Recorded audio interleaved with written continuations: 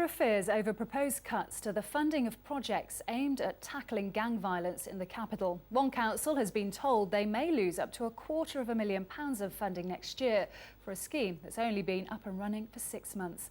Labour and Conservative politicians say they're calling on the Mayor and the Home Office to reconsider their plans in order to keep communities safe.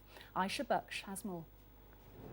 It may appear quiet on the Churchill Gardens estate in Pimlico, but last night there were 2 attacks here, both gang-related.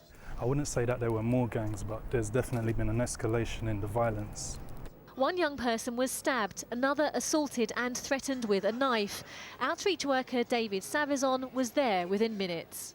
We've built our credibility on being visible in the community, having a rapid response as we had to incidents which happened yesterday.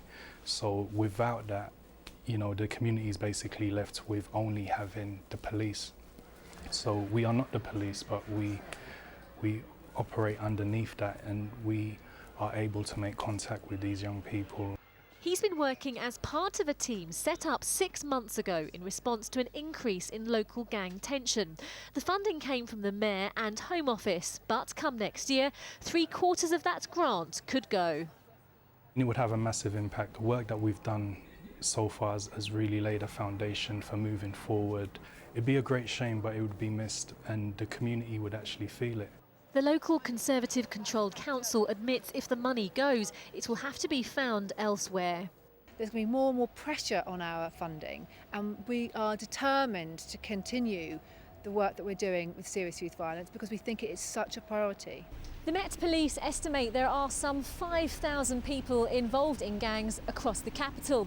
But their own statistics show that there's been a drop in incidents of serious violence among young people. But it's feared any success gained could be lost in the long term.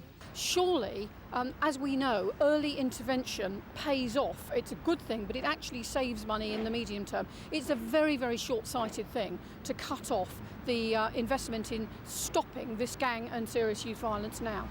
While the Mayor's office said tackling gang violence is still a priority, the Home Office say no firm decision on this funding has yet been made.